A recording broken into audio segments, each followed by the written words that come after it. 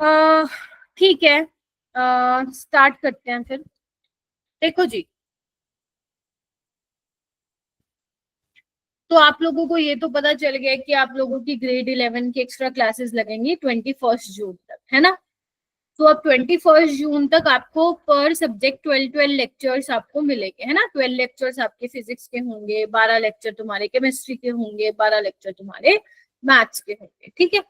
तो अगर मैं केमिस्ट्री की बात करूं, क्योंकि मेरे पास 12 लेक्चर है 11th का कुछ पोर्शन कवर करवाने का, इतने तो तुम भी समझदार हो कि पूरा 11th नहीं हो पाएगा 12 लेक्चर में, मैं करवाना भी नहीं चाहती, है ना। फिर तो क्रैश कोर्स ही हो गया, राइट। गुड इवनिंग और गुड मॉर्निंग, ठीक है, इवनिंग मॉर्निंग सब एक हो रखा है आजकल, ठीक है। हाँ, तो फिर अपन क्या करेंगे इन 12 लेक्चर में, मैं थोड़ा सा आप लोगों को बता देती हूँ। तो इन 12 लेक्चर में मेरा बेटा, मैंने 3 चैप्टर लिए हैं आप लोगों के। एक तो एटॉमिक स्ट्रक्चर लिए हैं, ठीक है। एटॉमिक स्ट्रक्चर, रिधिमा, जो हिमाचल के स्टूडेंट्स है ना, जिनका 8 जून तक ही है हॉलीडेज, आप लोगों की क्लासेस लगेंगी फिर 12 जुलाई से 12 अगस्त के बीच में, ठीक है। आप लोगों का तब वहां से कंटिन्यू हो पाएगा जहां से तुम्हारा छूटेगा, है ना, उसकी टेंशन नहीं लेना, ठीक है। हाँ, तो मैं क्या कवर करवाने वाली हूँ, एटॉमिक स्ट्रक्चर को मैंने 4 लेक्चर दिए हैं। अब 4 लेक्चर में देखो, पूरा चैप्टर अगर मैं डिटेल में करवाऊंगी तो it will take around 10 lectures, but we don't have 10 lectures for this chapter. तो मैं क्या करवाऊंगी, 4 जो मैंने दिन दिए हैं, उन 4 दिन में मैं वो वाले टॉपिक्स कवर करूंगी जहां से 5-6 साल जेई में बहुत ज्यादा सवाल आए हुए हैं, या मैं बोलूं आते ही आते हैं, ठीक है। तो उन टॉपिक्स का आप लोगों को फटाफट से रिवीजन करवाने वाली हूँ, अच्छे से, फटाफट बोले तो अच्छे से, ठीक है। और उसके क्वेश्चंस करेंगे, ठीक है। ऐसे करके हम 4 लेक्चर स्पेंड करेंगे। जैसे टॉपिक क्या होंगे वो तो तुम्हें पता चली, पहला तुम्हें दिख ही रहा है, बोर मोड, ठीक है। उसके बाद जो मैंने दूसरा चैप्टर लिया है वो है केमिकल बॉन्डिंग। अगर तुम लोगों ने 11th में पढ़ा हो तो सुना होगा कि केमिकल बॉन्डिंग जो है सबसे इंपॉर्टेंट चैप्टर होता है इनऑर्गेनिक केमिस्ट्री का, जहां से एक शिफ्ट में 2 सवाल आते ही आते हैं केमिकल बॉन्डिंग में, चाहे आप कोई भी शिफ्ट में बैठ रहे हो पेपर देने। तो उन 4 लेक्चर में मैंने वो कवर करने हैं टॉपिक जहां से हर साल सवाल आते हैं और आगे भी आते रहेंगे, कोई रोक नहीं सकता उनको, ठीक है। एंड लास्ट जो मैंने चैप्टर लिया है वो लिया है जनरल ऑर्गेनिक केमिस्ट्री। अब जनरल ऑर्गेनिक केमिस्ट्री में भी अपने आप में वो 12-13 लेक्चर का चैप्टर है, तो मैंने उसको 4 लेक्चर दिए क्योंकि मेरे पास उससे ज्यादा है ही नहीं बेटा। तो 4 लेक्चर में मैं आप लोगों को वो चीजें पढ़ाऊंगी जो आप जब क्लास 12th में मेरे से पहला चैप्टर पढ़ोगे ना, स्टीरियो आइसोमेरिज्म और हेलो एल्केन एंड एल्वरीन, उसको पढ़ने के लिए तुम्हें जीओसी आनी चाहिए, क्योंकि अगर नहीं आएगी ना वो तुम्हें, तो मेरी क्लास से भाग जाओगे, मेरे को पता है, क्योंकि तुम्हें कुछ समझ ही नहीं आएगा मैम क्या करा रही है, क्योंकि जीओसी शायद नहीं पढ़ी होगी बहुत से बच्चों ने 11th में, ठीक है। तो वो मैं आप लोगों को कराऊंगी ताकि आपके एटलीस्ट कॉन्सेप्ट्स में क्लियर करा दूं, इंडक्टिव इफेक्ट, हाइपर कंजुगेशन, ये सब क्या होता है, ठीक है। सो ये सब हम लोग 12 लेक्चर्स में कवर करने वाले हैं, and today is our first lecture मेरा बेटा। तो फर्स्ट लेक्चर को बहुत अच्छे से आप लोगों के लिए फ्रूटफुल रहे ये लेक्चर, ठीक है। तो आप ध्यान से देखिएगा कि मैम क्या करा रही है। गुड इवनिंग बच्चों, एंड बहुत अच्छा लग रहा है 60 स्टूडेंट्स ने क्लास ज्वाइन किए हैं, एंड शाम को भी आपको क्लास में आना है बेटा, टीचर भी दिन की 4-4 क्लासेस ले रहा है, राइट। तो आप लोगों को भी देखो लगानी पड़ेगी। सो स्टार्ट करते हैं बेटा। तो बेटा बोहर मॉडल जो है आपका पहला ऐसा टॉपिक है जहां से काफी ज्यादा क्वेश्चंस जो हैं वो पूछे जाते हैं। तो सबसे पहले अगर मैं बात करूं आपके यहाँ पे मैं क्या कवर करवाने वाली हूँ, एक तो पोस्टुलेट्स ऑफ बोहर मॉडल में कवर करवाने वाली हूँ, एंगुलर मोमेंटम, ठीक है। अगर आपको किसी भी ऑर्बिट का रेडियस निकालना हो वो मैं करवाऊंगी, velocity of electron, energy of electron, and no doubt question solving. बिना क्वेश्चन सॉल्विंग के फिजिकल केमिस्ट्री नहीं होती है, ठीक है जी। तो ये सब जो मैं है आज की क्लास में डिस्कस करने वाली हूँ तुमसे, क्लियर है बेटा। चलिए, इसकी रिकॉर्डिंग्स भी तुम्हें मिल जाएंगी, इसके डीपीपीज भी तुम लोगों को मिल जाएंगे, तो उस चीज की टेंशन लेने की जरूरत नहीं है, ठीक है। और जिन बच्चों का ऑफ चल रहा है वो तो साथ साथ करोगी लाइव लेक्चर्स में, और जिनका, ठीक है, और जिनका नहीं है ऑफ या जो भी है, मान लो क्लास नहीं ले रहे हो आप सुबह वाली जो कि लेनी चाहिए, तो आपको रिकॉर्डिंग्स देखनी है फिर इन दैट केस, ठीक है। हिमाचल वाले बच्चे अपना स्कूल अटेंड करो, उनकी 12 जुलाई से 12 अगस्त के बीच में क्लास लग जाएगी। ठीक है, दोबारा से आ जाओ इधर। तो मैं बोहर मॉडल से स्टार्ट कर रही हूँ मेरा बेटा। तो बोहर मॉडल को पढ़ने से पहले तुम्हें कुछ फॉर्मूलेज पता होना चाहिए। पहली बात तो ये क्वांटम मैकेनिकल मॉडल पे बेस्ड है बोहर मॉडल। अब कैसे है ये मैं बता दूंगी तुम्हें, ठीक है। ऑल राइट, तो तुम्हें क्या है ना, कुछ फॉर्मूलेज याद रखने हैं इस इस चैप्टर में, क्योंकि आज मैं तुम्हें काफी सारे फॉर्मूलेज यहाँ पे बताने वाली हूँ और मैं चाहती हूँ कि तुम वो फॉर्मूले क्लास में ही याद करके जाओ। ठीक है, तो पहला जो फॉर्मूला है मेरा बेटा जो तुम लोगों को याद रखना है वो है कुलम्बिक फोर्स। अब कुलम्बिक फोर्स कौन सा फोर्स है, बेसिकली क्या है कुलम्बिक फोर्स? आपके न्यूक्लियस और इलेक्ट्रॉन के बीच में जो फोर्स ऑफ अट्रैक्शन है वो वाला आपका कुलम्बिक फोर्स है, जो कि आप लोगों को पता होना चाहिए। K Q1 Q2 by R square. ठीक है, अब Q1 यहाँ पे क्या है मेरा बेटा?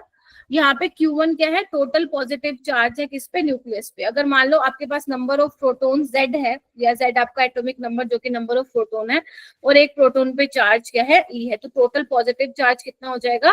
Ze हो जाएगा। और इलेक्ट्रॉन पे चार्ज कितना होगा? E। ध्यान रखना मैं इसका साइन कंसिडर नहीं कर रही हूँ, ठीक है, मैं इसका साइन कंसिडर नहीं कर रही हूँ। ठीक है जी, ऑल राइट। चलिए, इलेक्ट्रॉन पे चार्ज कितने का होता है? यहाँ पे जो Q1 Q2 में प्रोटॉन और न्यूट्रॉन के चार्ज है। न्यूट्रॉन पे कोई चार्ज होता है क्या? अब नहीं होता, इसीलिए पूछा है। इलेक्ट्रॉन पे बोला मैंने, इलेक्ट्रॉन पे चार्ज। अभी आपने बताया था ये जो फोर्स है न्यूट्रॉन और प्रोटॉन के बीच का है। तो न्यूक्लियस और इलेक्ट्रॉन बोला था बेटा मैंने। ओके मैम, ठीक है। और अच्छा मेरे को ये बताओ, अमनदीप, अमनदीप नाम है ना? हाँ, इलेक्ट्रॉन पे चार्ज कितने का होता है मैम? -1.6 × 10⁻⁻19। ठीक है, तो एक ये वाला फॉर्मूला आपको ध्यान रखना। के क्या है यहाँ पे? कूलम्स कांस्टेंट है। Q1 Q2 मैंने बता दी, और आर क्या है आपका? डिस्टेंस है। सेंट्रीफ्यूगल फोर्स क्या होता है? ये आपने फिजिक्स में पढ़ा होगा। सेंट्रीफ्यूगल फोर्स क्या होता है बेटा? डाउट्स अपने ना उसमें रखो, अपने पास रखना, ठीक है, मैं आप लोगों के ले लूंगी बीच बीच में। हाँ मोहित बोलो। हम Q1 Z का मतलब क्या है इंटीजर में? अभी आए हो क्या क्लास में? Z एटॉमिक नंबर है। अच्छा और एटॉमिक नंबर मतलब प्रोटॉन, प्रोटॉन्स का नंबर ऑफ प्रोटॉन्स, ठीक है। अच्छा, सेंट्रीफ्यूगल फोर्स क्या होता है मेरा बेटा? जो चार्ज पार्टिकल अगर कोई चीज मूव कर रही है तो एक बाहर की तरफ फोर्स एक्सपीरियंस करता है, that is your centrifugal force. तो वो भी आपको याद रखना है। फॉर्मूला क्या होता है ये आप फिजिक्स में ऑलरेडी पढ़ चुके हो, मैं कोई ऐसी नई बात नहीं बता रही हूँ आप लोगों को। mv²/r, ठीक है। m आपका मास है, इलेक्ट्रॉन का v वेलोसिटी, और r क्या है? डिस्टेंस है। उसके अलावा एंगुलर मोमेंटम, आपको मोमेंटम पता है, लीनियर मोमेंटम क्या होता है? m × v होता है। ये क्या होता है?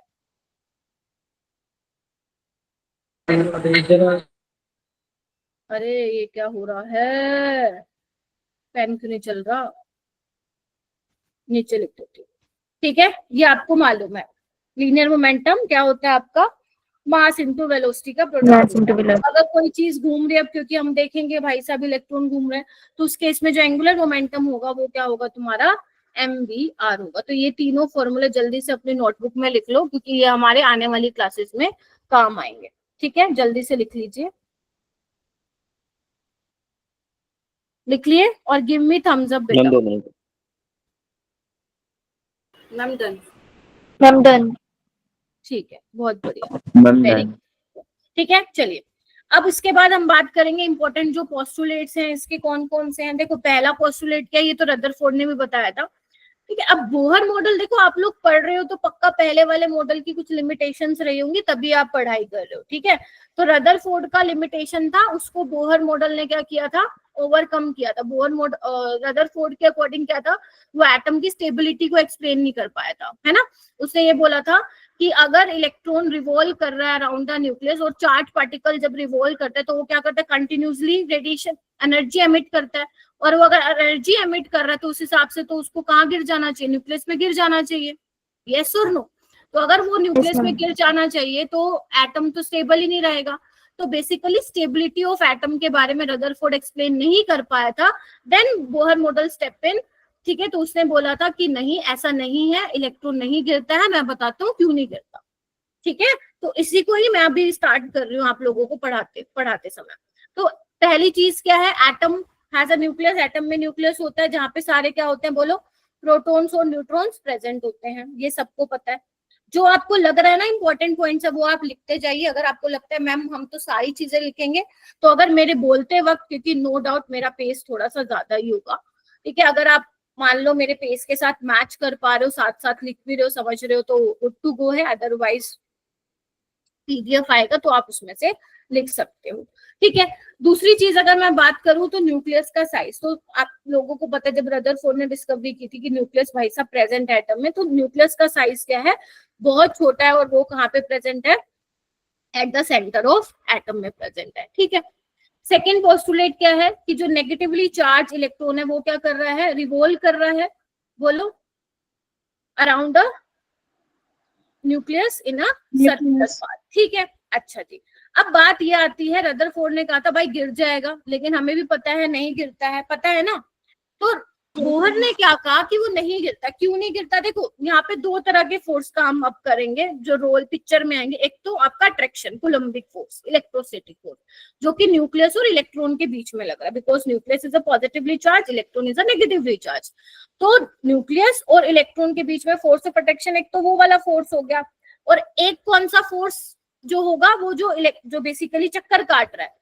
अब कोई चीज मूव कर रही है सर्कुलर उसमें ऑर्बिट में, पाथ में, तो वो क्या करेगा, एक बाहर की तरफ फोर्स एक्सपीरियंस करता है, सेंट्रीफ्यूगल फोर्स, ठीक है।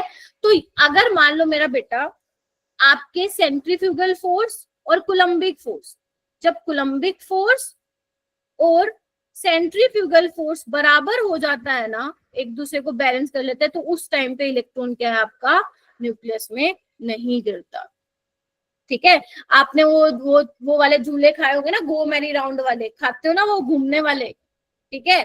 तो आप पकड़ लेते हो ना उसको, अगर नहीं पकड़ोगे तो बाहर की तरफ फेंकते हुए जाओगे, ठीक है। सो अगर कोई चीज घूम रही है तो वो बाहर की तरफ एक फोर्स एक्सपीरियंस करती है, दैट इज सेंट्रीफ्यूगल फोर्स। तो आपका कोलम्बिक फोर्स और सेंट्रीफ्यूगल फोर्स यहाँ पे बराबर होता है, तभी इलेक्ट्रॉन जो है अंदर न्यूक्लियस में नहीं गिर पा रहा है, ठीक है। उसके बाद जो थर्ड मोस्ट इंपॉर्टेंट चीज आती है वो क्या आती है, हाँ शगन बोलो बोलो बेटा।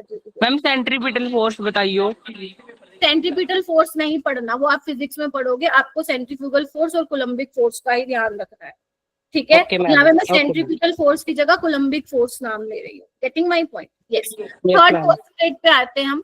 थर्ड पोस्टुलेट क्या है, अब मैंने क्या बोला, इलेक्ट्रॉन घूम रहा है ऑर्बिट में, घूम रहा है, लेकिन ऐसा नहीं है कि इलेक्ट्रॉन किसी अंट शंट किसी भी ऑर्बिट में घूमेगा। क्या बोल दिया मैंने, ऐसा नहीं इलेक्ट्रॉन किसी अंट शंट ऑर्बिट में घूमेगा। इलेक्ट्रॉन सिर्फ उन्हीं ऑर्बिट में रिवॉल्व करेगा जिनका एंगुलर मोमेंटम क्या होगा, इंटीग्रल मल्टीपल ऑफ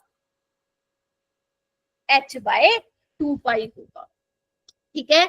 यानी कि जो हमारा MBR है, दैट इज एंगुलर मोमेंटम, वो किसके बराबर होने वाला है, इंटीग्रल मल्टीपल ऑफ NH/2π। जो उठा नहीं है, जो उठा नहीं है वो आंख खोल के बैठ जाओ, मुंह पे पानी मार लो, पानी पी लो, लेकिन सोना नहीं है क्लास में, सोओगे तो गया सिस्टम सारा, ठीक है।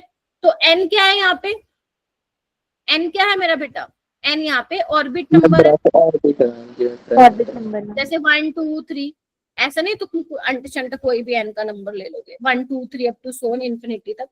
H क्या है तुम्हारा यहाँ पे, जिसकी वैल्यू आप लोगों को मालूम होनी चाहिए, 6.626 into 10⁻², ठीक है। पाई तुम्हें पता है 3.14, m पता है, मास v, वेलोसिटी r जो है रेडियस आपका हो जाएगा, ठीक है।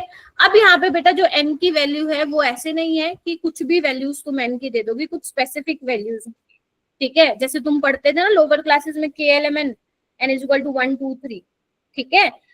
तो यहाँ पे जो n, यहाँ पे एक नोट करने बात ये लायक है कि जो n की वैल्यू है ना, n can not have fractional values, समझ रहे हो, फ्रैक्शनल वैल्यू नहीं हो सकता। फ्रैक्शनल वैल्यू बोले तो मान लो मैं तुम्हें बोल रही हूँ बेटा 1.5 h/2π, है ना, तो ऐसा नहीं होगा।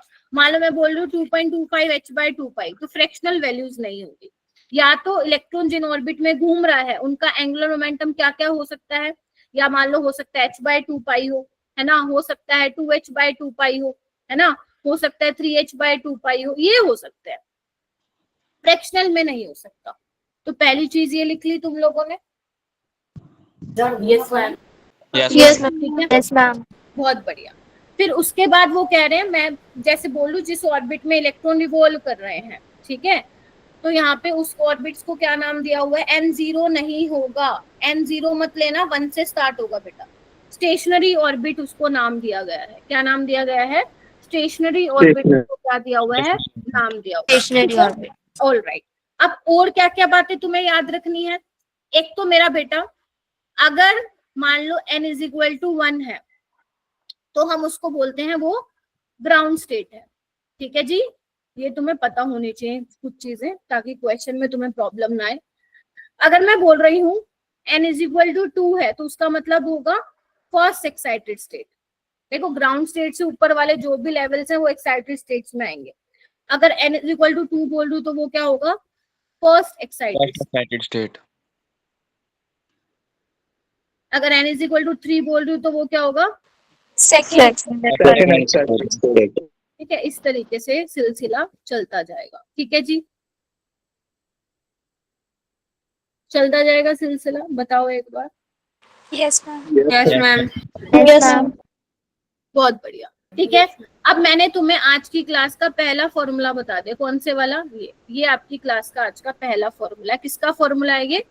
Orbit angular momentum. क्लियर है? आज की क्लास में आपको जो भी मैं फॉर्मूले बताऊंगी 5, 6, 10 वो आपको याद करने को जा रहा है। ठीक है, चलिए अब ये क्वेश्चन करते हैं मेरा बेटा। ठीक है, तो मैं ऐसे ही करवाऊंगी, पहले थोड़ा टॉपिक आपको समझाऊंगी जितना तुम लोगों के लिए जरूरी है जेई में क्वेश्चंस अटेम्प्ट करने के लिए, एंड उसके बाद मैं डायरेक्ट मतलब फिर सवाल कराऊंगी। जैसे ये पहला सवाल देखो, अरे आंसर नहीं बताना, अब आता है तो अपने पास रखो, डन लिख दो चैट बॉक्स में, लेकिन आंसर नहीं बताएगा कोई। ठीक है, चाहे बेशक तुम्हें कैसा भी लग रहा है क्वेश्चन, आता है नहीं आता।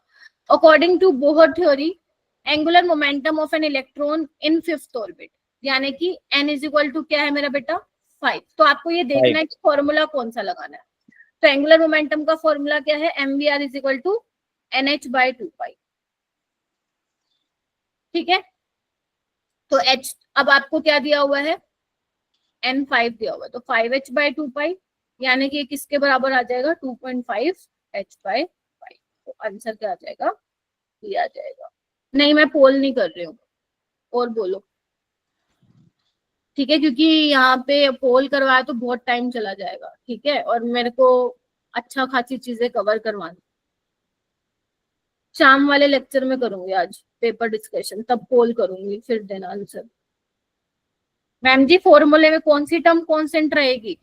पाई कांस्टेंट रहेगी, एच कांस्टेंट रहेगा बेटा। ठीक है, चलिए ये वाला क्वेश्चन देखो, दूसरा सवाल आज की क्वेश्चन, आज की क्लास का पढ़ना एक बार। अकॉर्डिंग टू बोहर पोस्टुलेट, अगर वो कह रहे हैं angular momentum of an electron in hydrogen atom, ठीक है, हाइड्रोजन एटम के केस में जो इलेक्ट्रॉन का एंगुलर मोमेंटम है वो इतना दिया हुआ है, तो आपको बोला है कि इलेक्ट्रॉन कौन सी ऑर्बिट में क्या होगा? प्रेजेंट होगा।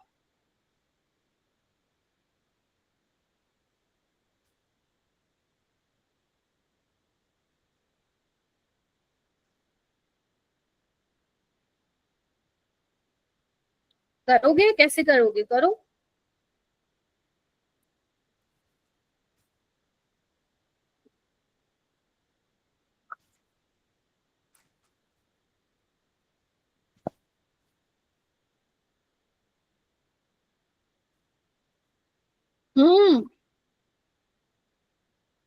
यस, आपके पास क्या होता है?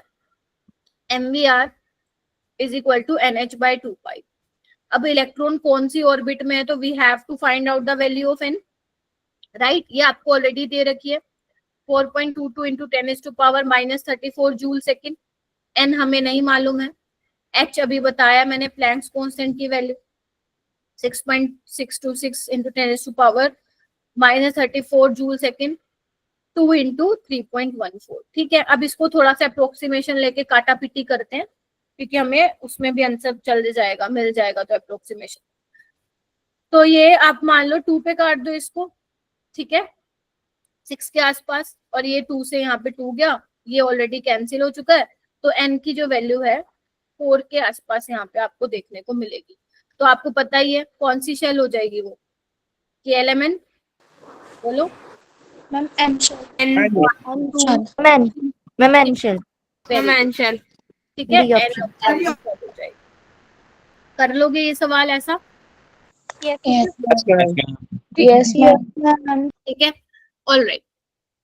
उसके बाद एक वर्ड आता है बेटा क्वांटाइजेशन। क्वांटाइजेशन का मतलब क्या है, अभी तुम्हें याद है? अभी जस्ट मैंने 2 मिनट पहले तुम्हें क्या बताया था कि इलेक्ट्रॉन जिस ऑर्बिट में, देखो जिसको पता है वो बहुत अच्छी बात है, आपको मेरे अगर मैं पूछूंगी आपसे तो आप बता दीजिए, ठीक है। इलेक्ट्रॉन जिस ऑर्बिट्स में रिवॉल्व कर रहा है, ऐसा नहीं है कि उसकी वैल्यू कुछ भी हो सकती है। अभी मैंने एक लाइन बोली थी ना, याद करो, mdr is equal to NH/2π था। या तो मान लो उसकी n की वैल्यू 1 हो सकती है, या तो उसका एंगुलर मोमेंटम h/2π होगा, या 2h/2π होगा, है ना, या 3h/2π होगा। ऐसा तो है नहीं कि उसका 2.5h/2π होगा, मतलब कुछ फिक्स्ड वैल्यूज होंगी, हाँ या ना। तो अब Yes, ma'am. किस तरीके से समझोगे, देखो एक तो ये है कि तुम रैंप पे वॉक कर रहे हो, और एक है तुम स्टेयर्स पे जा रहे हो। तो अगर तुम मान लो ऊपर खड़े हो तो नीचे इसी वाली स्टेयर पे आओगे ना, ऐसे तो नहीं है बीच में लटकते रह जाओगे तुम लोग, है ना, या तो ऊपर या नीचे, ऐसे नीचे आओगे तुम, यहाँ पे भी तुम नीचे आओगे। तो बेसिकली हो क्या रहा है यहाँ पे कि या तो तुम नीचे यहाँ पे आओगे या तुम यहाँ पे आओगे, बीच में नहीं लटकोगे, ठीक है। तो ये कंटिन्यूअस चेंज नहीं है। जबकि यहाँ रैंप पे अगर मैं देखूं तो तुम कंटिन्यूसली क्या आ रहे हो, बोलो, नीचे की तरफ आ रहे हो, हाँ या ना, कंटिन्यूसली हो रहा है चेंज। Yes, ma'am.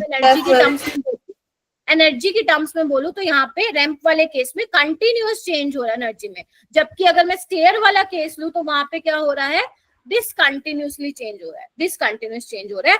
और इस डिसकंटिन्यूअस जो चेंज हो रहा है, इसी को मैं क्या नाम देती हूँ, क्वांटाइज्ड एनर्जी का नाम देती हूँ। क्या नाम देती हूँ? Quantized energy. यानी कि क्वांटाइजेशन का मतलब क्या होता है, क्वांटाइजेशन का मतलब ये होता है वो क्वांटिटी जो कि कंटिन्यूसली चेंज नहीं हो रही है, जबकि डिसकंटिन्यूसली चेंज हो रही है, और उसकी कुछ क्या होंगी, स्पेसिफिक वैल्यूज होंगी। ऐसा नहीं होगा कि उसकी अंट शंट कोई भी वैल्यू हो जाएगी। तभी मैंने बोला था कि बोहर मॉडल किस पे बेस्ड है, quantum mechanical model of atom पे बेस्ड है। तो आप देख रहे हो ना, जो उसका एंगुलर मोमेंटम है वो क्या है, क्वांटाइज्ड है। क्या है, बोलो? Quantized. क्वांटाइज्ड। ठीक है जी। तो एक ये चीज आपको ध्यान में रखनी है, ठीक है जी। अच्छा, ये मैंने ऑलरेडी बता दिया, तुम लोगों को ध्यान में भी रखना है कि n इज इक्वल टू 1। क्या ध्यान में रखने का मतलब ये नहीं कि मैं तुम्हें रट्टा मारने के लिए बोलूं, ये चीजें ऐसी हैं जो आपका बेस स्ट्रॉन्ग करने में हेल्प करते हैं। अब किसी को यही नहीं पता होगा कि ground state, second excited state, third excited state, तो मैं तो बेसिक लेवल के भी क्वेश्चन एक्सपेक्ट नहीं कर सकती फिर तुमसे, ठीक है। सो ये तुमको मालूम होना चाहिए कि n इज इक्वल टू 1 क्या है, ठीक है। याद हो गया, मतलब पता है ना, ग्राउंड स्टेट, ठीक है। Yes, ma'am. क्या होंगी, हायर स्टेट्स होंगी, एक्साइटेड स्टेट्स होंगे, ठीक है। चलिए, उसके बाद आज की क्लास का दूसरा फॉर्मूला, अभी तक मैंने तुम्हें सिर्फ एक ही फॉर्मूला बताया है। किसी से पूछूं क्या?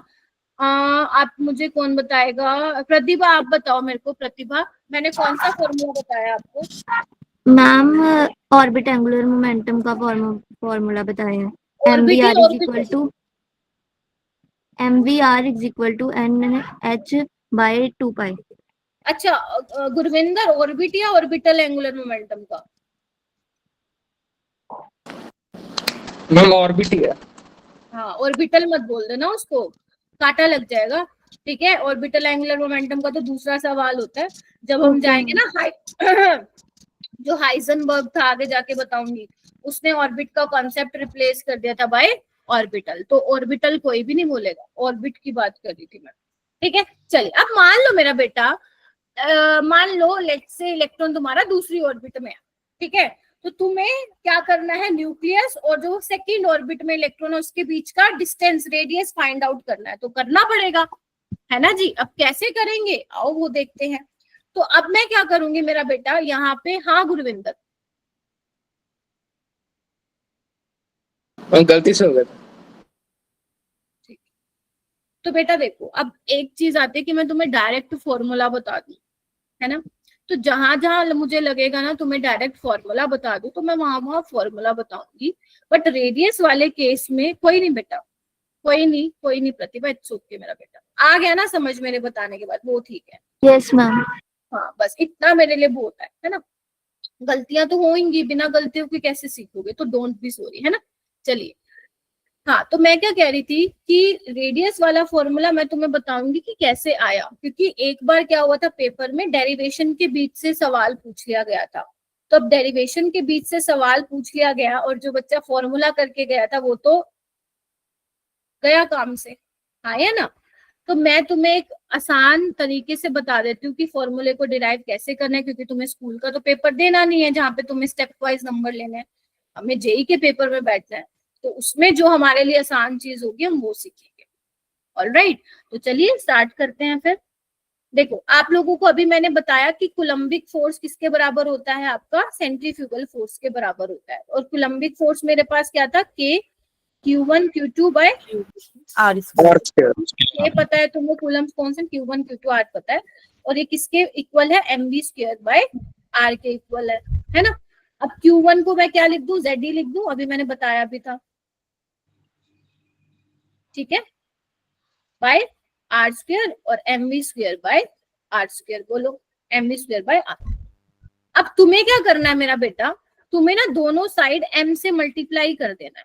किससे कर देना है, m से मल्टीप्लाई करना है, पहली चीज।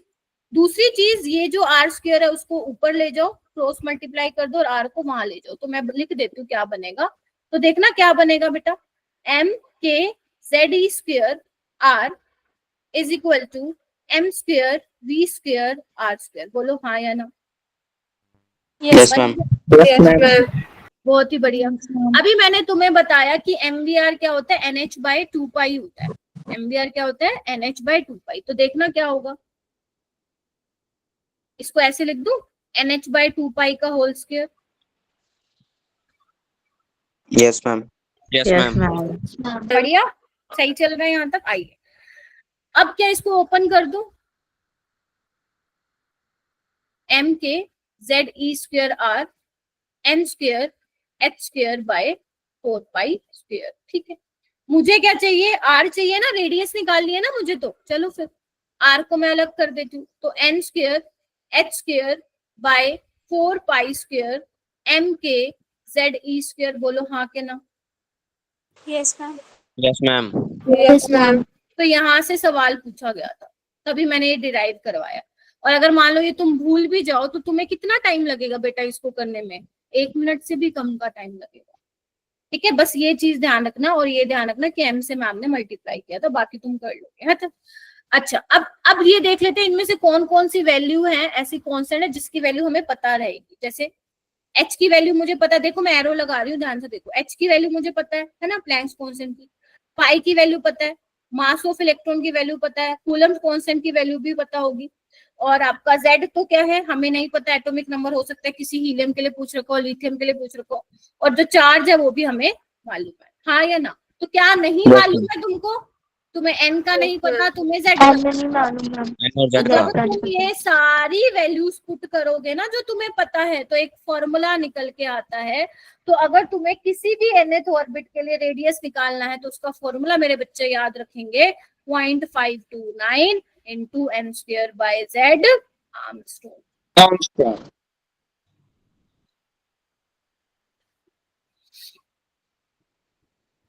जिसको याद नहीं है मैं आज की क्लास में ही याद करवा के भेजूंगी, ठीक है, so don't worry about that.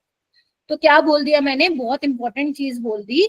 तो इसका एक फॉर्मूला ये निकल के आया, अगर आप सारी वैल्यूज जो पता है वो पुट करोगे, यानी कि जो हमारा रेडियस है वो किस पे डिपेंड कर रहा है, वो हमारा n पे डिपेंड कर रहा है और z पे। n क्या है, ऑर्बिट नंबर, और z अपना atomic number, atomic number, proton. Atomic number. बेटा 1 आर्मस्ट्रॉन्ग मैम नहीं इस पता वैल्यू है को 6 नहीं रख सकते, 0.6 नहीं कर सकते, 0.529 ही लेनी है बेटा। अगर एग्जामिनर ने कुछ अलग से लिख रखा है कि तुम इसको 0.53 ले लो, 0.6 तो उसने कभी दिया नहीं, 0.53 तो फिर भी दे देता है वो, बट आप 0.529 लोगे अगर उसने कुछ मेंशन नहीं किया। 1 आर्मस्ट्रॉन्ग किसके बराबर होता है, 10⁻⁻10 मीटर। मीटर, ये इतना तो मालूम होना चाहिए। और हो सकता है कि मान लो मीटर में ना देके सेंटीमीटर में पूछ रहे तो 10⁻⁻8 सेंटीमीटर। ये जो फॉर्मूला मैंने बताया है ये मैंने आर्मस्ट्रॉन्ग के लिए बताया है, ठीक है। वो क्वेश्चन है वो एक्चुअली ना, इस जो ये आर मैंने लिखा है ना वो तुम्हें पता होना चाहिए था उसके लिए। अगर मैं डायरेक्ट फॉर्मूला बता देती और ये ना बताती तो वो वाला जो सवाल था, वो जो कि मैं अभी दिखाऊंगी, वो वैसे मेंस में तो नहीं आता, एडवांस में आता, तो फिर वो तुम नहीं कर पाते। मैम उसमें चेंज क्या करा था? वो क्वेश्चन मेरे को अच्छे से याद नहीं है मेरा बेटा, बस हाँ मुझे ये मालूम है कि उसमें इसका यूज किया था, डायरेक्ट फॉर्मूला बेस्ड सवाल नहीं था, ठीक है। ठीक है, ये लिख लिया आप लोगों ने? बताओ जल्दी। Yes ma'am. आपको ये भूलना नहीं है कि n²/z होता है। कई बार बेटा हमारे दिमाग में यही नहीं आता कि n ऊपर था या नीचे था, तो अगर ये नहीं मालूम होगा तो फिर गया सवाल पानी में वैसे ही, तो n²/z होगा, ठीक है। तो यहाँ पे भी वही लिखा हुआ है, दोबारा लिखने की जरूरत नहीं है मेरा बेटा तुम लोगों को, ठीक है। ये नीचे वाला फॉर्मूला आर्मस्ट्रॉन्ग में है जिसको उन्होंने 10⁻⁻10 मीटर लिखा हुआ है, ठीक है। ऊपर वाला सेंटीमीटर में लिख दिया, ठीक है। बस तुम्हें ये पता होना चाहिए कि जो रेडियस है nth ऑर्बिट की वो n²/z के डायरेक्टली प्रोपोर्शन होती है, मतलब वो n पे डिपेंड कर रही है और z पे कर रही है, ठीक है जी, हो भी जाएगा। उसके अलावा बेटा एक पॉइंट नोट करके तुम्हें ये भी लिखना है कि जो ये फॉर्मूला है ना, जितने भी बोहर मॉडल के मैं तुम्हें फॉर्मूले बताऊंगी, इवन पूरा जो बोहर मॉडल है वो किस पे एप्लीकेबल है? सिर्फ अरे हंसने की जरूरत नहीं है, भगा दूंगी क्लास से। हाइड्रोजन और हाइड्रोजन लाइक स्पीसीज पे ही क्या है? एप्लीकेबल है। अब हाइड्रोजन और हाइड्रोजन लाइक स्पीसीज का मतलब क्या हुआ? जिसमें एक ही इलेक्ट्रॉन हो, जैसे आपका मान लो हाइड्रोजन है ना, एक ही इलेक्ट्रॉन है। हीलियम प्लस है, लिथियम 2+ है, बेरिलियम 3+ है, ठीक है। ज्यादा से ज्यादा ये इनका ही पूछता है, इससे आगे वो जाता नहीं, ठीक है, समझिए। और यही आगे जाके इसकी लिमिटेशन भी बन जाएगी कि बोहर मॉडल ने सिर्फ हाइड्रोजन लाइक स्पीसीज पे ही काम किया था। Okay ma'am. लिख लोगे? Okay ma'am. Contains yes ma'am. Only single electron. देख जैसे एक एग्जांपल है, जैसे मेरा रेडियस जो है बोहर ऑर्बिट का ये है रेडियस, ठीक है। करूं क्या रिमूव? लकी, ये तुम लोग क्लास में बैठ के ना एक दूसरे का वो चैट फीचर्स वो कर रहे हो, यही कर रहे हो, और क्या काम है तुम लोगों को? और फिर मैंने ब्लॉक कर दिया, क्लास में नहीं आ पाओगे वापस, समझ गए? तो क्लास का डेकोरम मेंटेन करके रखो, मैं टॉलरेट नहीं करूंगी। हाँ, अगर मैं फर्स्ट ऑर्बिट की बात करूं तो n1 ले लोगे, मान लेते हैं हाइड्रोजन के लिए बात करिए तो z तो 1 ही रहेगा, तो आप निकाल सकते हो। सेकंड ऑर्बिट के लिए बात करेगा आप n की 2 कर देना वैल्यू पुट। अगर थर्ड ऑर्बिट की बात करेगा तो n3 ले लेना, तो 3 का स्क्वायर हो जाएगा, 4 हो जाएगा तो 4 का स्क्वायर हो जाएगा। तो इस तरीके से आप किसी भी ऑर्बिट के लिए रेडियस निकाल सकते हैं। सिंपल था मैम। इसमें z की वैल्यू हमेशा 1 ही रहेगी ना? ना, वो आपको लिख के देगा, वो मैंने यहाँ पे हाइड्रोजन एटम के लिए कंसिडर किया है मेरा बेटा, ठीक है। एक सेकंड, ये ना आज पता नहीं लैपटॉप को क्या बीमारी पड़ गई है। और हाइड्रोजन एटम, अब वो हो सकता है मेरा बेटा हीलियम के लिए दे दे, लिथियम के लिए दे दे, है ना, बेरिलियम के लिए दे दे। Z एटॉमिक नंबर है।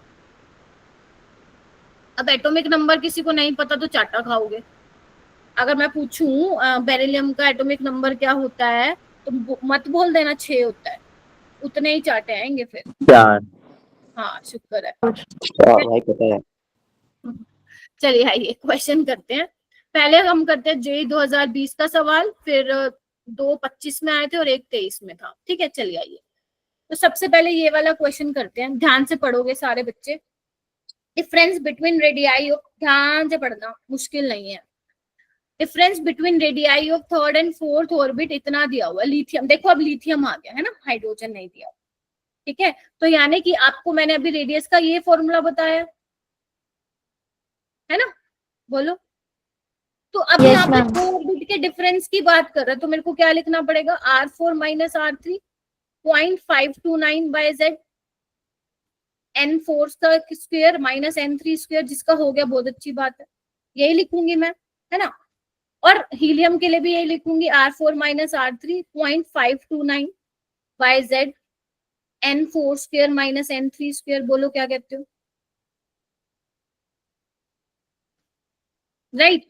अब आपको लिथियम के लिए कितना दे रखा है डिफरेंस बेटा? डेल्टा R1, और इसके लिए दे रखा है डेल्टा R2, तो मैं इसको हटा देती हूँ।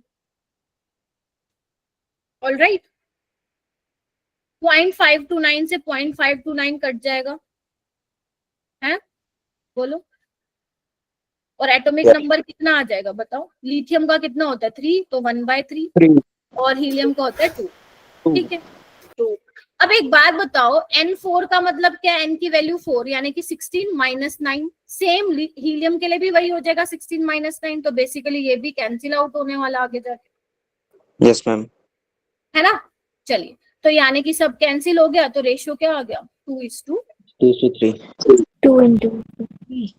3:2 मत लिखना, 3:2 मत लिखना, गलत हो जाएगा। आसान था सवाल?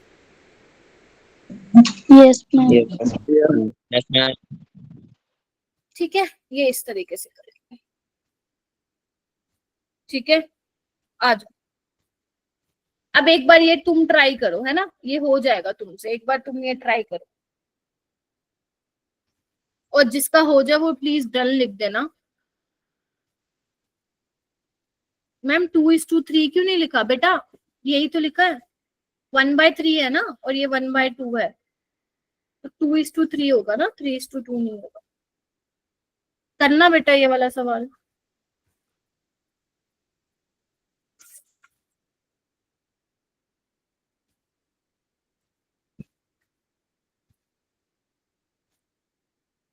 Ma'am A option.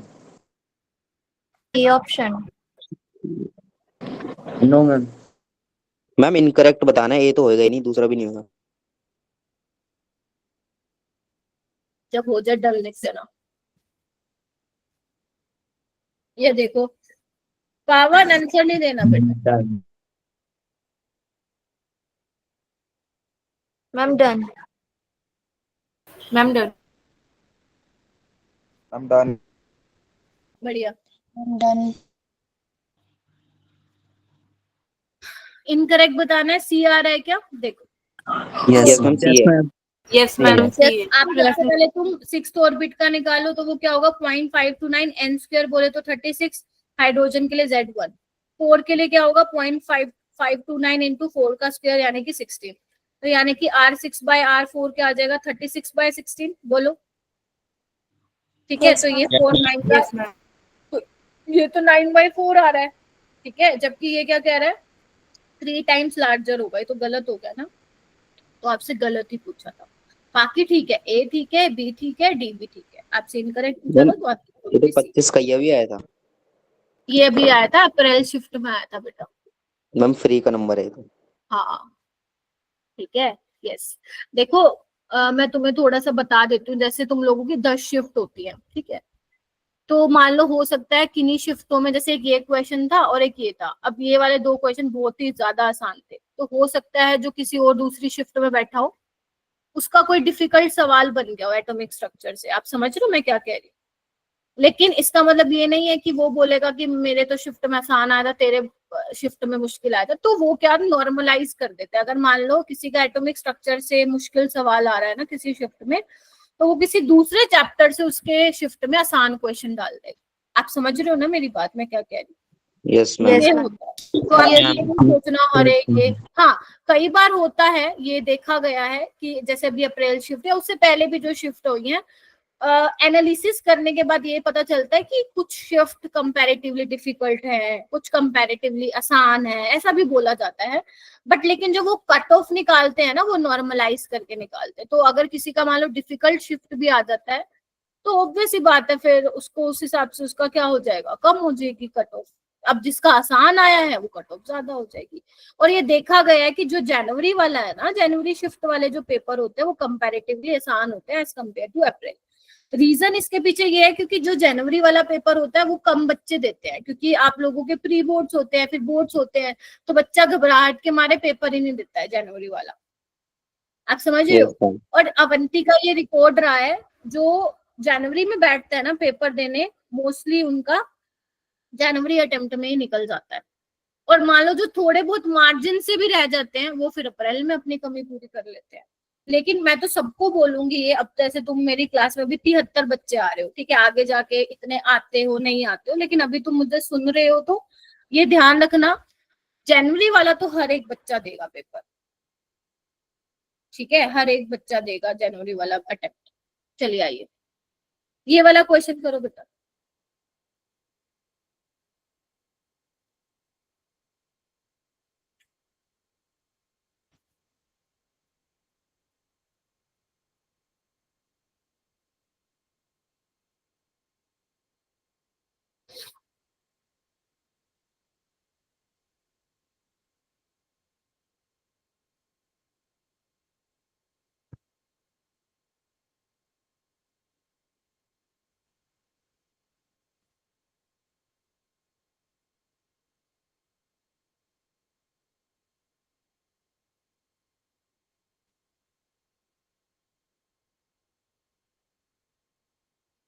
जिसका हो रहा है वो एक बार बताते जाओ।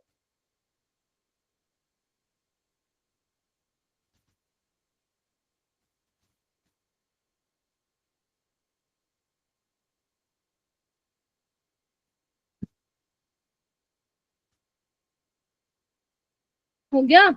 क्या आ रहा है? फोर्थ आ रहा है?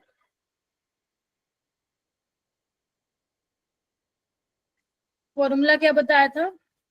डायरेक्टली प्रोपोर्शन है एन स्क्वायर बाय जेड के। तो R2 लिथियम का कैसे निकालोगे?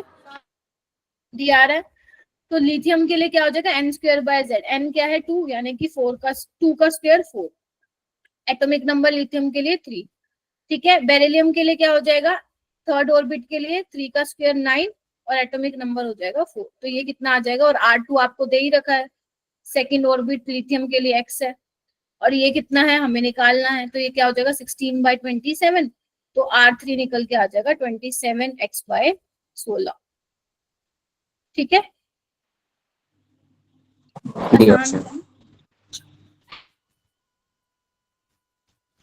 ये वाला करो बेटा।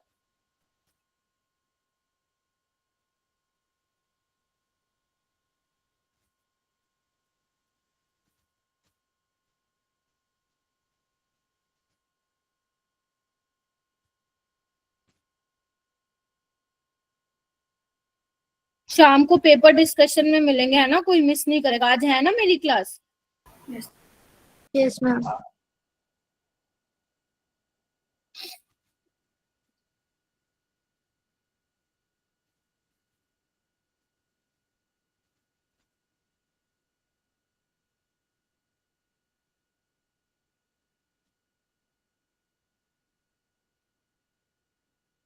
हो गया? फर्स्ट ये तो क्या पूछा था इसमें? फर्स्ट एक्साइटेड स्टेट पूछा था।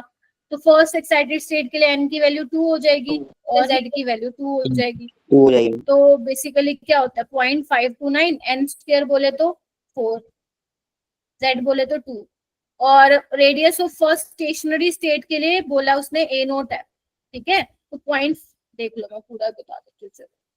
हाइड्रोजन के लिए यही निकालते हो ना आप, n और z तो 1 ही होता है, तो ये a0 दिया होगा बेसिकली तुम लोगों को, तो ये कितना आ जाएगा? 2a0, ठीक है।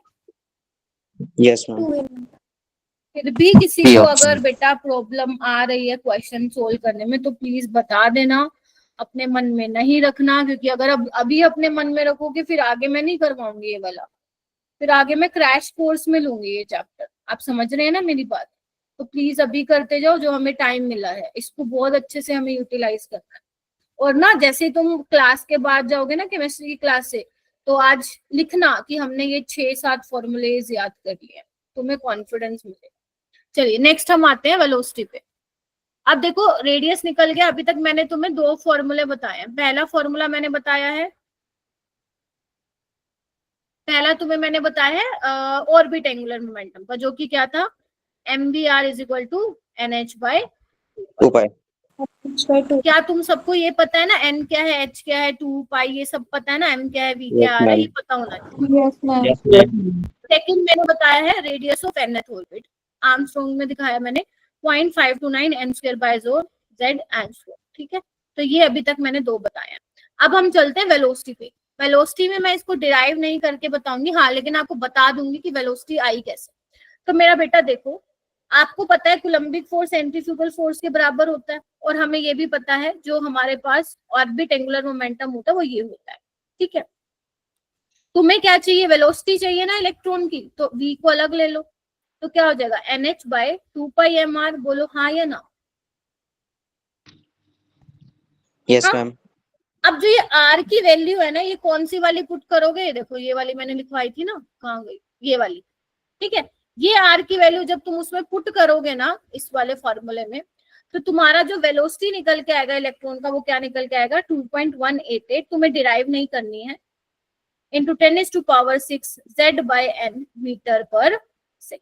ये तुम्हारी वेलोसिटी निकल के आ जाएगी, ठीक है जी। मैम इसमें जो ठीक है। m है वो मास ऑफ दैट ऑब्जेक्ट है ना?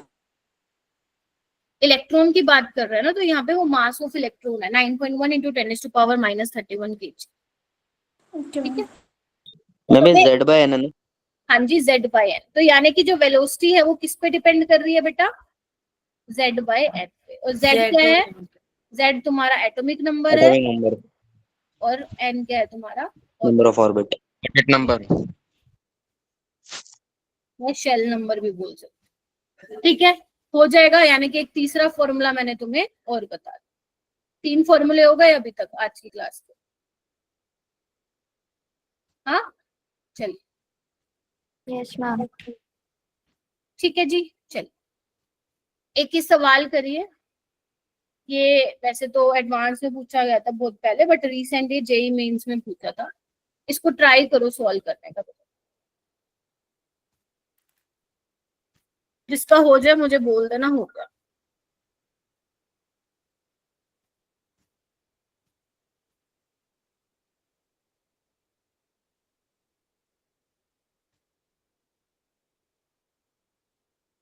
अपनी क्लास 10 बजे तक है, 10:15? 10:15। सवा घंटे की है ना? Yes ma'am. अच्छा,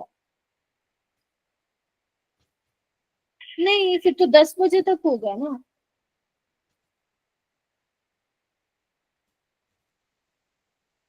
पहली क्लास तुम्हारी 1 hour 15 minutes की थी ना? Yes ma'am. अच्छा, ये क्लास 9 बजे शुरू हुई है, अच्छा ठीक है। यस मैम 9 to मैं 10:15। सोच रही थी पौने 9 स्टार्ट हुई है, ठीक है फिर ठीक है। चलिए हो गया। Yes ma'am. कैसे आएगा? Ma'am option B. Ma'am option B आएगा। हम ऑप्शन बी आ रहा है। ऑप्शन बी आएगा, which hydrogen like species will have same radius as that of Bohr orbit। तो हाइड्रोजन के लिए आप लोगों को 2 पता ही स्क्वायर है अपॉन में 4 बन हो जाएगा। 0.529 होता है, और यही मैं अगर बेरिलियम के लिए निकालू तो 0.529 n स्क्वायर। देखो n और z सेम आ गया ना, तो वो इसके बराबर ही हो जाएगा। तो n स्क्वायर बोले तो 4, z बोले तो 4, तो ये बेसिकली इसी के बराबर आ जाएगा। तो आंसर क्या हो जाएगा, बी, ठीक है जी। चलिए उसके बाद ये वाला सवाल जो आया था वो एडवांस में आया था। अरे क्या हो रहा है, अब इसमें क्या है मेरा बेटा, मोर देन 1 करेक्ट है, ठीक है। आपको ना बेसिकली जो फॉर्मूलेज आप लोग पढ़ते हो ना, उसी का करेक्ट रिलेशन बताना है। तो स्टार्ट करते हैं मेरा बेटा। सबसे पहले है velocity of electron is directly proportional to 1/n, ठीक है। ये अगर एटॉमिक नंबर 1 है तो बोलो। यस मैम ठीक है। Yes ma'am. बिल्कुल ठीक है, करेक्ट है, ठीक है। और अगर मैं रेडियस की बात करूं तो रेडियस ऑफ ऑर्बिट n²/z होता है। ये बोला n² इंटू z, ये गलत होता मैम गलत हो गया, ये गलत हो गया। गलत है। ठीक है। उसके बाद फ्रीक्वेंसी पे आते हूँ, पहले इस पे आ जाओ। फोर्स ऑफ इलेक्ट्रॉन, आप लोग क्या पढ़ते हो कि जो फोर्स है वो क्या है, अभी कूलम्बिक फोर्स बताया ना, Z(e²/r²। तो यानी कि बेसिकली फोर्स किस पे डिपेंड कर रहा है, Z/r²। बोलो हाँ या ना। यस ठीक है। अभी मैं तुम्हें बता के आई हूँ बेटा कि जो r है वो किस पे डिपेंड करता है, n²/z पे, है ना, n। तो n² इसका स्क्वायर हो जाएगा, बिकॉज r का स्क्वायर है, और ये z का स्क्वायर। यानी कि मैं ऐसे लिख दूं Z³/n4। बोलो यस मैम सही है ये तो। Yes ma'am. Yes ma'am. तो यानी कि ये भी क्या है, ठीक है। उसके बाद मैं बात करती हूँ टाइम पीरियड ऑफ रिवोल्यूशन। क्या अब टाइम पीरियड क्या है कि मतलब इलेक्ट्रॉन को कितना टाइम लगेगा to complete one full orbit, yes और नो, अराउंड द न्यूक्लियस। तो आपको पता है स्पीड क्या होता है, डिस्टेंस बाय टाइम। तो टाइम क्या हो जाएगा, डिस्टेंस बाय स्पीड, तो 2πr बाय सर्कल का वो लिखोगे ना, सर्कमफ्रेंस 2πr बाय v। अब टाइम पीरियड किस पे डिपेंड कर रहा है, यानी कि r बाय v पे, यस और नो। यस और मैम। r किस पे डिपेंड कर रहा था, n स्क्वायर, ध्यान से सुन लो फिर कहोगे दोबारा बताओ, n स्क्वायर बाय z। और वेलोसिटी किस पे कर रही थी, z बाय n। तो ये क्या हो जाएगा, n cube by z square. ये फिजिक्स में भी आएगा, तुम पढ़ते हो फॉर्मूला। मैम ये तो उल्टा हो गया। ठीक है, तो यहाँ पे अब फ्रीक्वेंसी का क्या होगा, उल्टा हो जाएगा 1/t। तो यानी कि ये भी क्या है, सही। यस तो मैम। तुम्हारा ए भी ठीक है, तुम्हारा बी भी ठीक है, और तुम्हारा डी भी करेक्ट है। ठीक है, तो अब कहने को तो मैंने कितने फॉर्मूले बता दिया, आओ एक बार। ऑर्बिट एंगुलर मोमेंटम वाला बता दिया, दूसरा रेडियस ऑफ एंगुलर ऑर्बिट का बता दिया, वेलोसिटी ऑफ इलेक्ट्रॉन का बता दिया, उसके अलावा और कौन सा बताया मैंने तुम्हें, ये भी बता दिया, फ्रीक्वेंसी वाला और टाइम पीरियड वाला। तो 5 फॉर्मूलेज अपन कर चुके हैं। मैम ऐसा क्वेश्चन पेपर में तो करके आओगे ना, मैंने तो फ्रीक्वेंसी वाला जान करके पहले नहीं बताया तुम्हें, क्योंकि मैं इस क्वेश्चन के साथ डिस्कस करना चाहती थी। तो आएगा तो छोड़ के आओगे क्या ये वाला क्वेश्चन, ऐसा क्यों छोड़ के आओगे जब पता है तो, अगर पढ़ाया टीचर ने तो करके आओगे। अच्छा, ऑप्शन कौन सा टिक करोगे बेटा, एडवांस में वो भी तो सेक्शन होता है ना मल्टीपल करेक्ट वाला, तो उसमें आया था ना ये। ठीक है, अब मेंस में आएगा तो फिर वो अलग से पूछेगा कुछ। चलिए पानी पी लो, स्टार्ट करते हैं फिर आगे एनर्जी ऑफ इलेक्ट्रॉन। हम एक बार पीछे वाला करना, फॉर्मूला लिखना। लिख लो बेटा।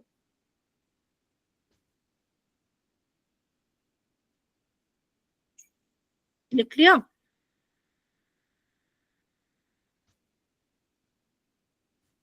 Yes ma'am. ठीक, चले हम, मैं भी पानी पी लेती हूँ।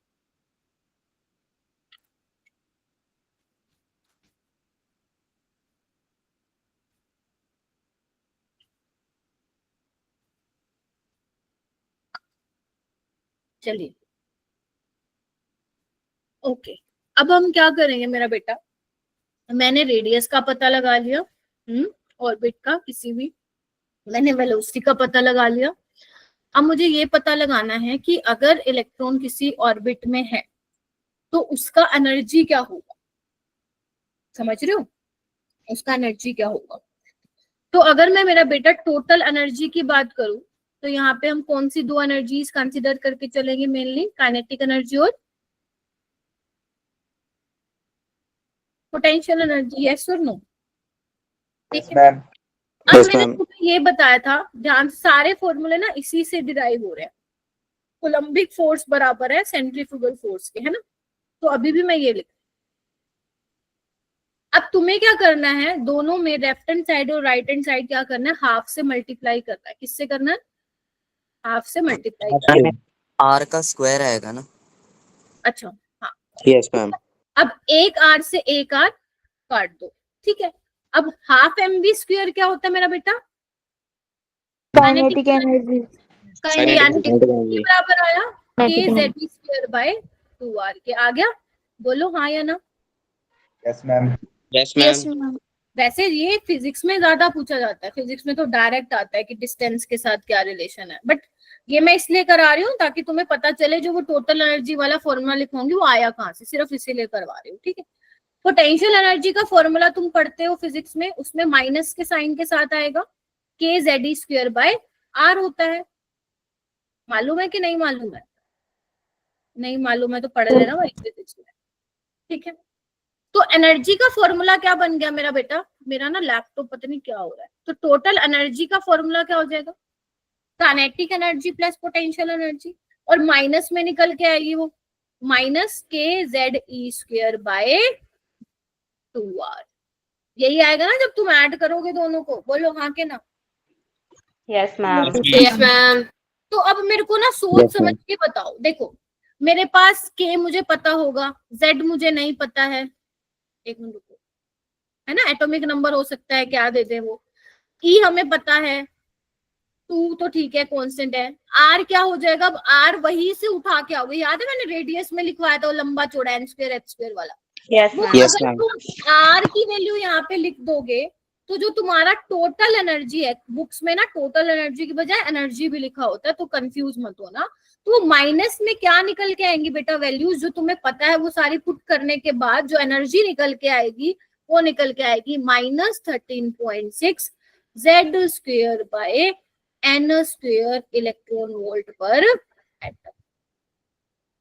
ये किस में निकल के आ रही है, इलेक्ट्रॉन वोल्ट में निकल के आ रही है।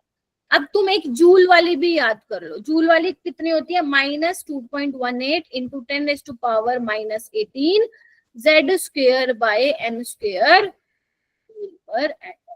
मैम दोनों याद करनी है। हाँ देखो वैसे ज्यादा इंपॉर्टेंट तो ये है, इससे ज्यादा सवाल आते हैं बट इससे भी पूछा जा सकता है, तो ऐसे कोई नहीं बोलेगा मैम हम तो एक करेंगे, फिर मेरे को मत बोलना अगर इससे आ गया तो सवाल।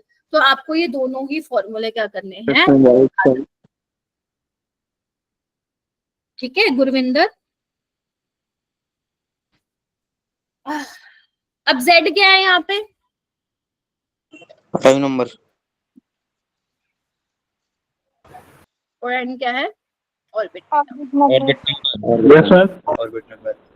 नंबर। मतलब एक और फॉर्मूला ऐड हो गया, एक और फॉर्मूला ऐड ऑन हो गया तुम्हारी लिस्ट में। ठीक है लिख लिया सबने। Yes, ma'am. तो मैंने एक बार मैं कुछ बोल रहे हो क्या, मैम पोटेंशियल एनर्जी नेगेटिव कैसे हुई? पोटेंशियल एनर्जी नेगेटिव कैसे हुई है, मतलब फिजिक्स में नहीं पढ़ा मैम ये उससे तो नहीं आया, माइनस kx जो होता था। वो तो फ्रिक्शन होता है। ठीक है माइनस में निकल के आएगी एनर्जी, पोटेंशियल एनर्जी। ठीक है कौन से चैप्टर में पढ़ते हो ये तुम फिजिक्स के, 11th में आता है 12th में आता है? ये इलेक्ट्रोस्टैटिक्स में ही है। हाँ मतलब किस में आता है, जिसमें भी आता होगा। 11th में पढ़ते हो या 12वीं में पढ़ते हो, आई डोंट नो बट पढ़ते तो हो। ठीक है अच्छा अगर मान लो मैं एक बार सारा सा लिखवा दूं, मान लो लेट्स से काइनेटिक एनर्जी अगर तुम्हारी मान लो x है, ठीक है, तो टोटल एनर्जी क्या हो जाएगी, -x हो जाएगी, बोलो। Yes ma'am. और पोटेंशियल एनर्जी क्या हो जाएगी, -2x हो जाएगी, बोलो यस और नो। यही तो है ना, इधर आओ ना, यहाँ पे क्या है -kz²/2r, तो 2x हो जाएगी ना, -2x हो जाएगी। ठीक है Yes, ma'am. मैम उसके अलावा फिर से लिख लो एक बार एनर्जी का फॉर्मूला।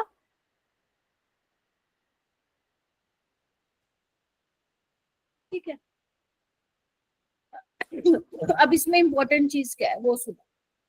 इंपॉर्टेंट चीज ये है, सोच समझ के आंसर करना। अगर मैं मेरा बेटा n की वैल्यू बढ़ा दूं, तो अगर मैं n की वैल्यू बढ़ा दूंगी तो z²/n² क्या हो जाएगा, छोटा हो जाएगा, सोचना छोटा हो जाएगा मैम। छोटा हो जाएगा। ठीक अगर छोटा हो गया मतलब नेगेटिव में वैल्यू छोटी हो गई, मतलब वो किसकी तरफ जा रही है, पॉजिटिव की तरफ, यस और no. Yes yes ma'am. Yes ma'am. तो एनर्जी क्या हो जाएगी, बढ़ जाएगी। Yes ma'am. और अगर मैं बोलूं अगर एटॉमिक नंबर मान लो m सेम है, एटॉमिक नंबर चेंज कर रहे हो मतलब एटॉमिक नंबर बढ़ रहा है, तो क्या होगा, माइनस में वैल्यू बढ़ेगी तो एनर्जी क्या हो जाएगी, इस करेगी, कम हो जाएगी। ऑलराइट। यस तो मैम। अगर मैं बोलूं यहाँ पे कुछ कुछ चीजें और भी तुम्हें ध्यान रखनी पड़ेंगी, जैसे मान लो लेट्स से मैं तुम्हें बोल रही हूँ तुम्हें ना n = 1 के लिए एनर्जी की वैल्यू निकालनी है। ठीक है अगर मान लो इलेक्ट्रॉन जो है फर्स्ट ऑर्बिट में है तो एनर्जी क्या होगी उसकी, तो निकाल लोगे -13.6। हाइड्रोजन एटम के लिए निकालना तो ये 1² ही हो जाएगा, तो यही आ जाएगी एनर्जी। ठीक है और अगर मैं बात करूं सेकेंड ऑर्बिट में इलेक्ट्रॉन है तो -13.6/2 का स्क्वायर यानी कि 4 कितनी आएगी, -3.4। अगर मैं बोलूं थर्ड ऑर्बिट में है तो -13.69 यानी कि कितना हो जाएगा, ये हो जाएगा -1.51। और अगर मैं बात करूं फोर्थ ऑर्बिट में है तो कितनी हो जाएगी, -0.85। मैंने याद करनी है क्या, हाँ मुझे याद है तभी मैंने लिख दी फटाफट, मैंने कोई कैलकुलेट नहीं किया इसमें, ये आपको भी पता हो। पहली 4 वैल्यूज तो आपको मालूम होनी चाहिए कि जब इलेक्ट्रॉन फर्स्ट ऑर्बिट में है तो उसकी एनर्जी कितनी है, सेकंड में है तो कितनी है, थर्ड में है तो कितनी है, फोर्थ में है तो, ये 4 वैल्यू तुम्हें मालूम।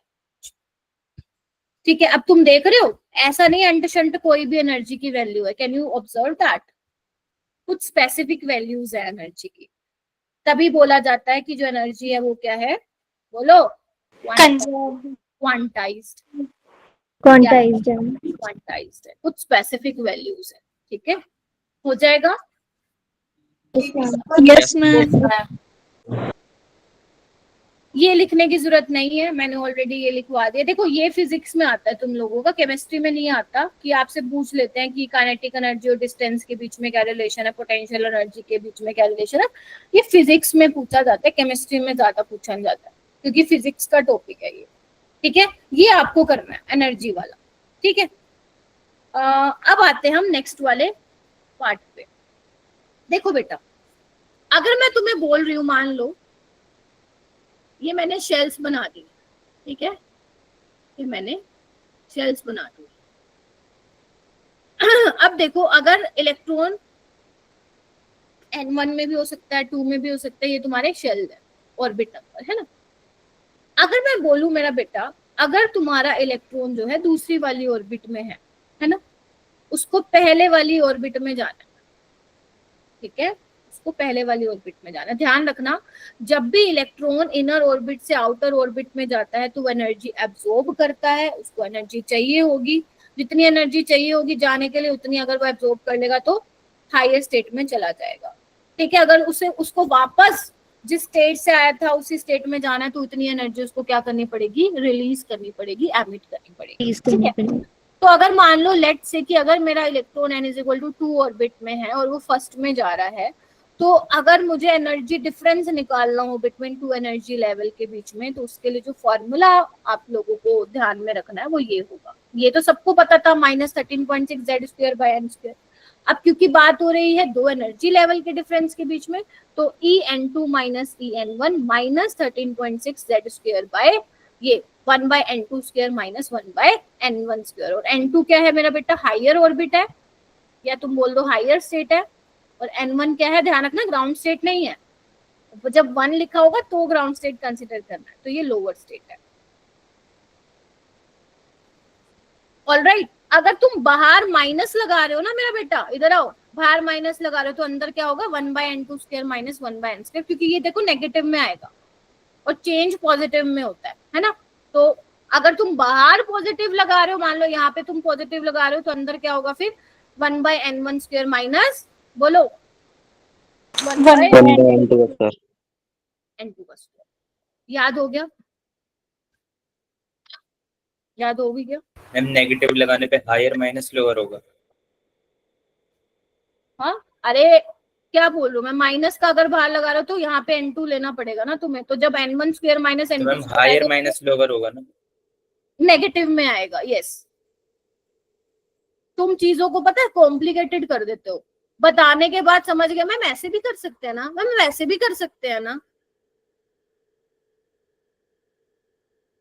ठीक है, तो आपको हायर माइनस लोअर का एनर्जी डिफरेंस लेना है। ठीक है, चलिए आइए, अगर मैं E2 - E1 की बात करूं तो E1 क्या है, -13.6 मैंने अभी बताया था, और E2 कितना था अपना, -3.4। तो अगर तुम डिफरेंस ले रहे हो 2 - 1 ही लोगे, हायर माइनस लोगे। ठीक है, तो कितना निकल के आएगा, 10.2। यानी कि इसका मतलब तुम समझे कि अगर मान लो मैं कह रही हूँ बेटा इलेक्ट्रॉन पहले वाले ऑर्बिट में है और वो दूसरे ऑर्बिट में तुम्हें भेजना है, तो तुम्हें कितनी एनर्जी देनी पड़ेगी उसको, 10.2। अगर तुमने इससे कम दी तो इलेक्ट्रॉन क्या जा पाएगा, क्या एक्साइट हो पाएगा, नहीं हो पाएगा।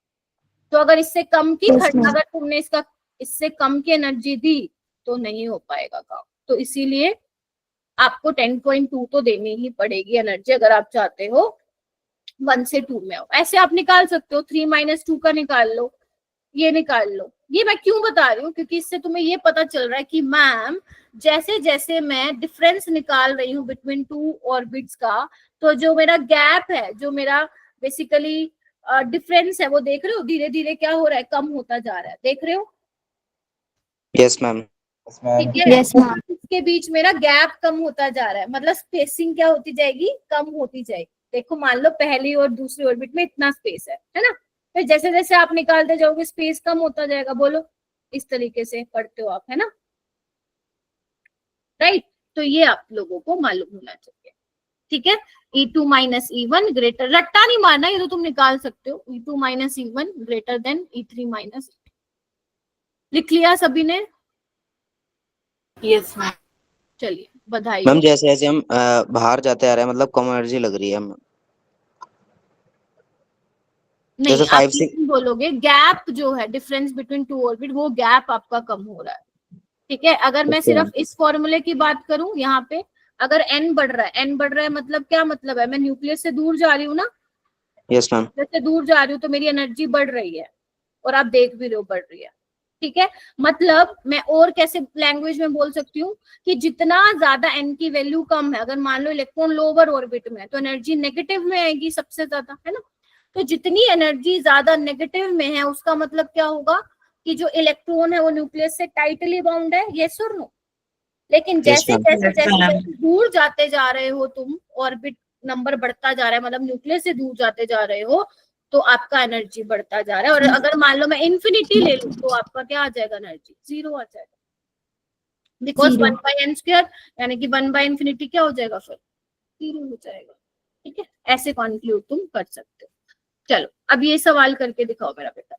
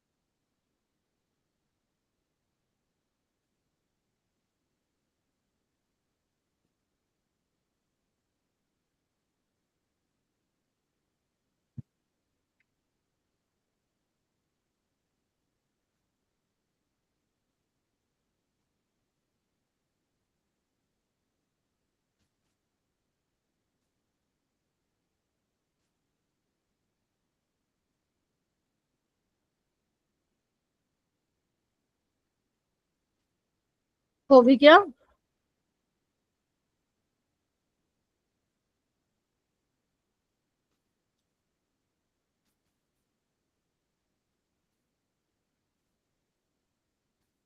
इसमें क्यों फंस गए तुम लोग?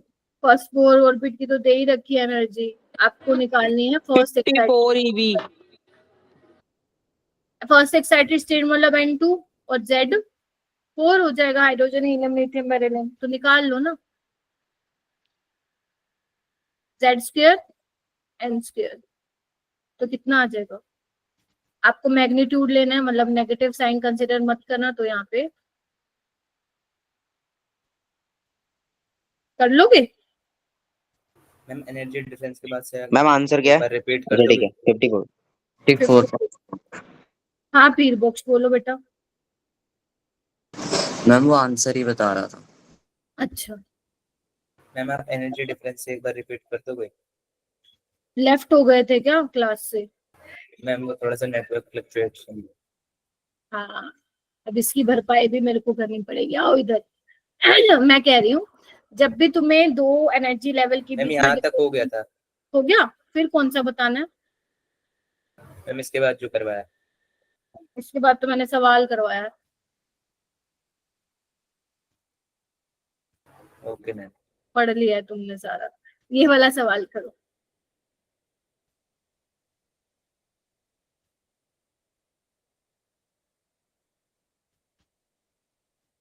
जल्दी करो, बस क्लास खत्म ही कर दो।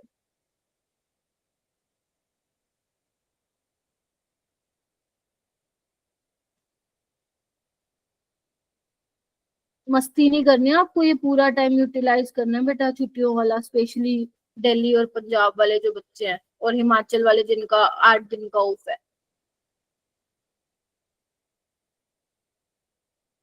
देखो आए कितने बच्चे थे अपनी क्लास में, 70 है ना, 70 75, और अब देखो 55। यही होता है ऑनलाइन क्लासेस में। हाँ जी, कितना आ रहा है फटाफट बताइए। आ गया ये? यस मैम, ए ऑप्शन आ रहा है। ठीक है, फर्स्ट बोर ऑर्बिट के लिए दे रखा है आपको एक्साइट, देखो अब एक्साइटेड स्टेट यहाँ पे मेंशन नहीं है तो you have to consider first excited state, और z हो जाएगा 3, निकाल लेना इसको, 13 माइनस 30.6 आ जाएगा। ठीक है, यस मैम। ये वाला करो एक।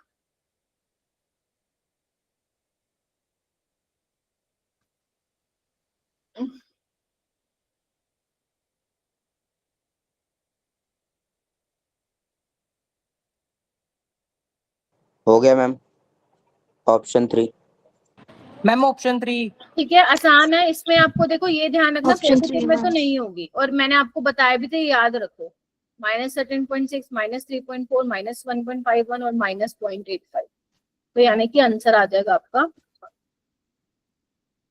ठीक है, अब ये कुछ सक्सेसफुल है भाई, सक्सेस है बोहर मॉडल की, तुम भी बता सकते हो, एक्सप्लेन कर पाया था स्टेबिलिटी ऑफ एटम को, एनर्जी कैलकुलेट करने के लिए हेल्प की थी हमें, atomic spectrum of hydrogen explain किया था, जो मैं नेक्स्ट क्लास में बताऊंगी, याद है? लाइमन बाल्मर पास्चन ब्रैकेनफोर्ड हम्फ्री, वो सब yes last ma'am. Next class में हम पढ़ेंगे। वही ये चीज बोल रहा है, also account for the existence of so many lines. Class खत्म नहीं हो रही है, रुक जाना अभी। ठीक है, ओके, अब कुछ लिखने की जरूरत नहीं है, वो मैं सब बता चुकी हूँ ऑलरेडी। देखो ये ऑलरेडी तुम्हें पता होगा अभी तक जितना पढ़ा है, कि अगर इलेक्ट्रॉन स्टेशनरी स्टेट में है तो वो एनर्जी लूज नहीं कर रहा, यही तो था बोर मॉडल का सबसे बड़ा उसका सक्सेस। ठीक है, और हम लोवेस्ट एनर्जी स्टेट को क्या नाम देते हैं? ग्राउंड स्टेट, और उससे जो ऊपर वाली होंगी वो क्या होंगी? एक्साइटेड स्टेट्स होंगी। ठीक है, और हर ऑर्बिट की जो एनर्जी है उसकी कुछ स्पेसिफिक वैल्यूज होंगी, ऐसी नहीं अंट शंट कोई भी वैल्यूज होगी। ठीक है, उन एनर्जी लेवल्स को क्या नाम दिया गया है? 1 2 3 4 KLMN। ठीक है, ये भी मैंने आप लोगों को ऑलरेडी बता दिया है। देख रहे हो कि जैसे जैसे आप n दूर जाते जाओगे न्यूक्लियस से एनर्जी बढ़ती जाएगी, लेकिन जब आप गैप निकालोगे तो energy difference between two energy level वो क्या होता जाएगा? कम होता जाएगा। ठीक है, नहीं नहीं नहीं, नोट रहने दो क्योंकि मैं पढ़ा चुकी हूँ प्रतिभा, है ना? Orbit of lowest energy is placed at bottom and all other orbit are placed about this, बता दिया है। The gap between two orbit is proportional to the energy of energy difference. ठीक है, जितना कम एनर्जी डिफरेंस होगा gap भी क्या होने वाला है? कम। आप देख भी पा रहे हो इस डायग्राम के अकॉर्डिंग। ठीक है जी, और ये भी मैं ऑलरेडी बता चुकी हूँ, जब इलेक्ट्रॉन एक स्टेट से दूसरे स्टेट में जाता है, इनर से, मान लो n = 2 से 3 में जा रहा है, तो एनर्जी क्या करता है? एब्जॉर्ब करता है। और मान Yes, लो ma'am. हायर स्टेट से लोअर स्टेट में जा रहा है तो एनर्जी क्या करेगा? रिलीज। रिलीज करेगा। ठीक है, चलिए आप ये इतना ही करिए। नेक्स्ट क्लास में कुछ डेफिनेशंस बताऊंगी, like ionisation energy, excitation energy, binding energy क्या होती है, और लाइमन बाल्मर यानी कि हाइड्रोजन स्पेक्ट्रम भी मैं लास्ट कह रही हूँ। नेक्स्ट क्लास में आप लोगों के साथ क्या करने वाली हूँ? डिस्कस करने वाली हूँ। ठीक है, हाँ इसका DPP मैं दे दूंगी। ये क्या शोर मचा रहे हो तुम लोग हैं? की शोर